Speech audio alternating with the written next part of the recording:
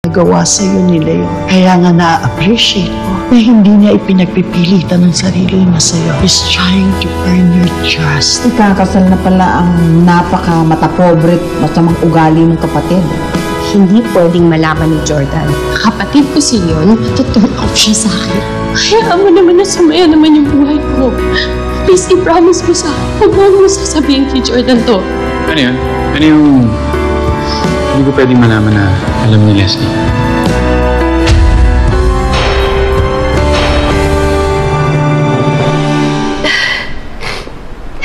Sensya ka na. Are you okay? Hindi. Medyo deep kasi yung conversation namin.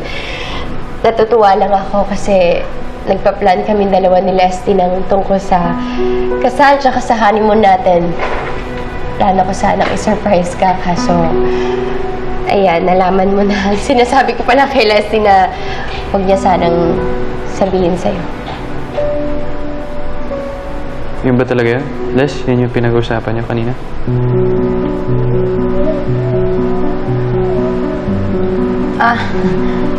Oo. Ito kasing best friend ko eh. Sobrang excited. Walang ibang bukang bibig kundi yung kasal niyo.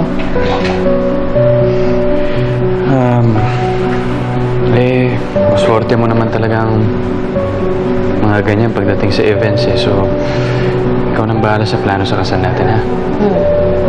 I promise you, hon.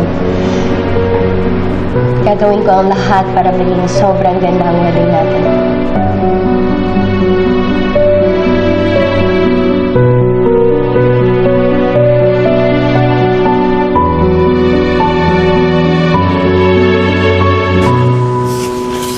Kasa, pakilumanis na rin yun. Hindi, marami kita palang sisipot eh. Oo, kaya tutulong ka, diba? Hindi, kaya mo na yan. Diyan na pala tatay mo. Mga Tay! Oh. Hoy, ang aga mo ngayon ah! ayun. Tay, sakto! Pwede niyo pong bisitahin si Nanay Christy. Uy, oo nga, sama tayo. Tara, Hindi, tara. pero hindi tayo sasama. Hindi. Kasi hayaan natin si Tatay Diluskarte mag-isa ni Nanay Christy. Tay, di ba yan na yung matagal niyo lang hinihintay na pagkakataon? Eh mukhang malabo na naman kung magkatuluyan si Nanay Christy tsaka yung dati niyang asawa. Pwede niyo na po sabihin na gusto niyo na pong maging isang pamilya tayo ulit. Na magkabalikan po kayo. Anak, alam mo kahit medyo maayos na yung pakikitungo namin sa isa't isa ni Christy, hindi ako sigurado kung tuluyan na niya akong napatawad sa lahat ng nagawa ko sa kanya. Paano malalaman kung hindi mo susubukan? Ito, isipin mo ah. Ang pag-ibig, para yung sugal. Minsan may panalo, pero minsan may talo rin. Pero kailangan, tataya ka. Diba? Opo, Tataya. tama po. Pag-ibig, sugal. Tama po kayo. Titiklop lang po ako. Sige. Bili. Muna ako dito. Na, Paano ba?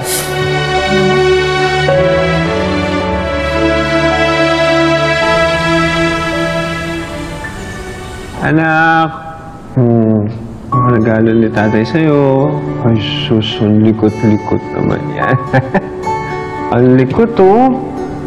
Alam mo, sana nandito ako kapag nagsimula na siyang maglakad para makita ako.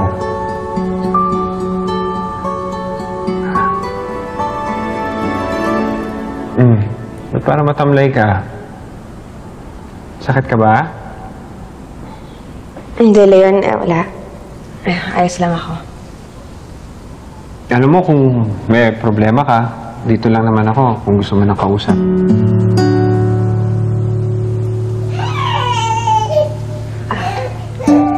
Gutom ka na ba, baby? Saglit lang, Leon, Sige ha? Pagtimpla lang ako ng gatas Oo. niya.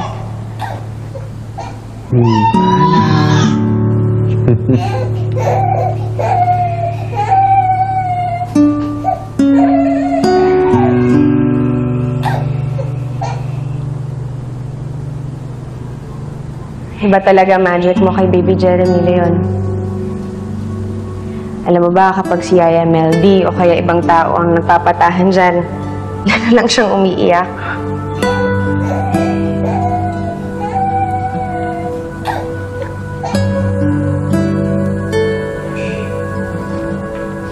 Alam mo, sa totoo lang, ayoko matulad si Baby Jeremy sa akin. Hindi yung buo yung pamilya, hiwalay yung magulang. Gusto ko sana lumaki siya na may pagmamahal ng ama sa kanang ina.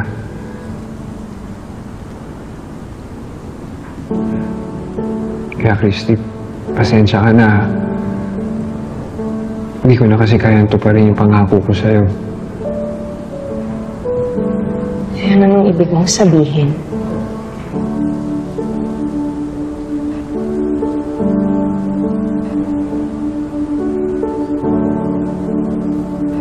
Christy, hindi ko na kaya maging kaibigan mo lang. Hindi ko kaya yung padalaw-dalaw lang ako dito. Ang gusto ko sana, makatabi ka lagi. Makasama kayo ng anak ko. Na mag-aalaga sa inyo. Magbibigay ng mga kailangan nyo, poprotektahan kayo at ang higit sa lahat, mamahalin kayo.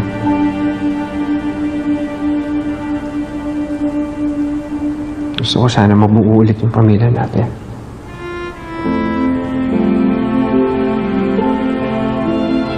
Gusto ko sana maging tayo ulit.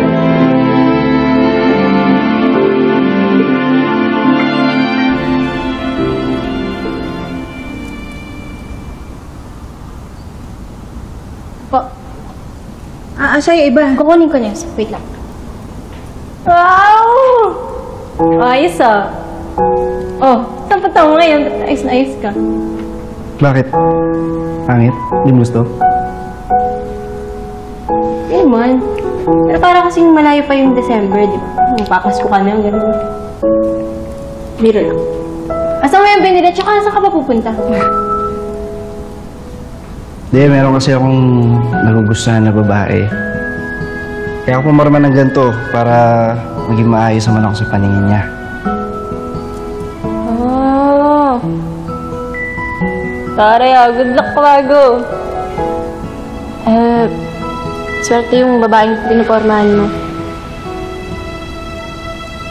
Kasi maginoo ka. Mabait. Mahalahanin. Naasahan ka sa lahat ng bagay. Sigurado ako magugustuhan ka niya.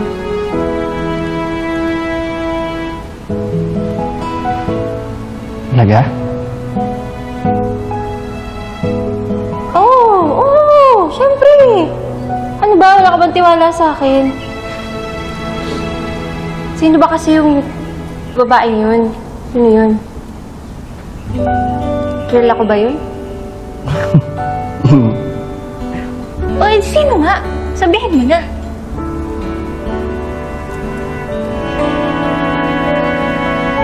Ikaw.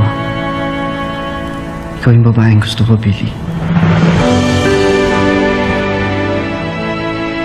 Alam kong napilitan ka lang sa akin noon.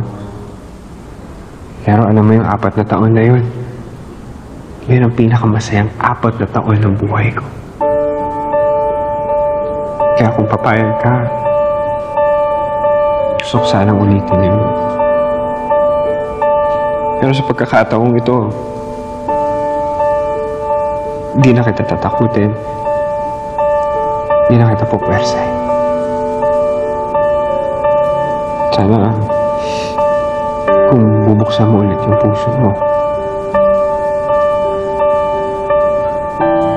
aralin mo din ako mahalin. May isang taong handang magmahal sa'yo kung bubuksan mo lang ulit ang puso mo. If you ever decide na buksan ulit ang puso mo kay Leo, susuportahan kita, anak. Sige, ano yun? Bibigyan kita ng isa pang pagkakataon para mapatunayan mo sa akin na karapat-dapat kitang mahalin. Pero, kung saan man yung mapunta, tingnan na lang natin, ha? Hindi ka naman nagbibiro niyan, ano?